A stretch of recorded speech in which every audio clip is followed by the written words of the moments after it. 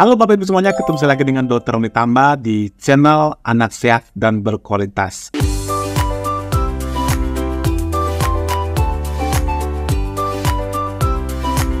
Apa kabarnya Bapak Ibu? Saya mendoakan agar kita sehat selalu dan putra-putri kita bisa bertumbuh dan berkembang sesuai dengan potensi kritiknya tentunya ya. Nah, kali ini kita akan membuat satu materi atau suatu pembahasan kasus, yaitu tentang apa sih senjata utama kita agar anak kita itu lahap makan. Jadi saya kira sih semua orang tua pasti pernah itu ada yang 1 kali, 2 kali, bahkan yang sering sekali menghadapi kasus ini ya. Anaknya tidak mau makan, padahal anaknya itu sehat. Ada apa sebenarnya terjadi?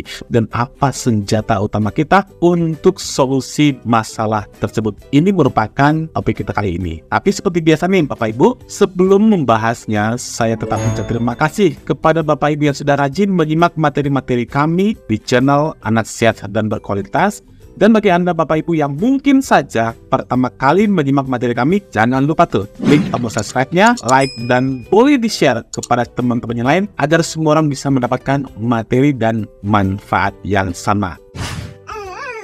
Ya, seperti tadi yang saya katakan bahwa hampir semua orang tua akan menghadapi problem dengan anak makan. Anak yang tidak mau makan atau makannya dikit-dikit. Tentu semua orang tua akan worry bagaimana nanti kenaikan berat badannya, bagaimana aspek pertumbuhannya, apakah akan mengganggu yang namanya pertumbuhan dan perkembangannya. Apalagi nih misalnya orang tua mengatakan anak saya itu kan sehat, anak saya itu aktif, tapi makannya kok sedikit-sedikit, kenapa? Nah, tentunya ini merupakan suatu concern bagi orang tua terhadap kesehatan anaknya.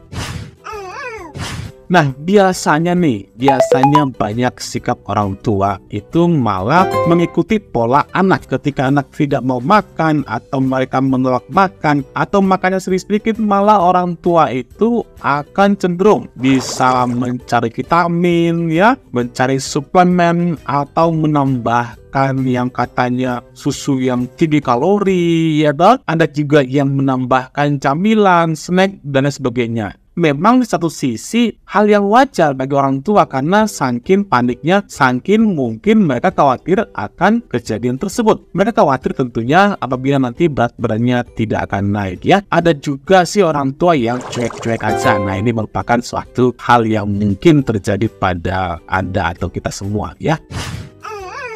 Nah, sekarang bagaimana sih senjata utama kita untuk menghadapi kasus yang demikian? Ingat, yang pertama adalah kita pastikan anak kita sehat ya. Karena bagaimanapun jika anak sedang sakit atau mereka sedang mengalami penyakit, tentunya wajar mereka tidak mau makan atau anaknya makan dikit-dikit. Ini dulu yang pertama ya. Yang kedua, buat mereka lapar. Yang kedua ini merupakan yang paling penting ya. Buat mereka lapar. Ingat, semua orang kalau dia sehat tentu tidak akan kuat dengan lapar.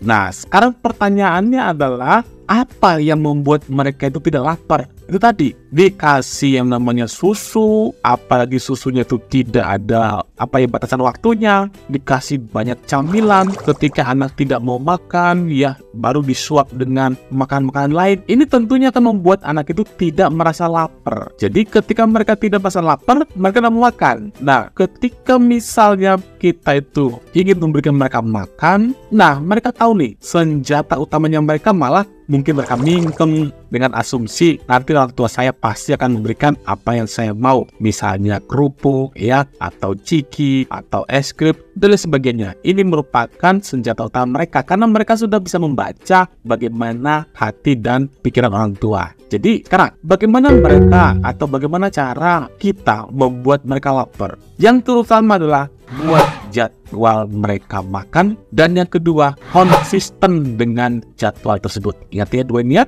buat jadwal mereka makan, dan yang kedua konsisten dengan jadwal tersebut. Tentu dalam membuat jadwal anak makan ini kita tidak usah harus mirip-mirip dengan anak orang lain ya. Kita buat jadwal itu bersifat individual. Artinya bagaimana? Anak kita itu bangun jam berapa sih sebenarnya? Nah, mandi jam berapa, tidur siang jam berapa. Jadi kita sesuaikan. Tidak harus sama dengan anak orang lain.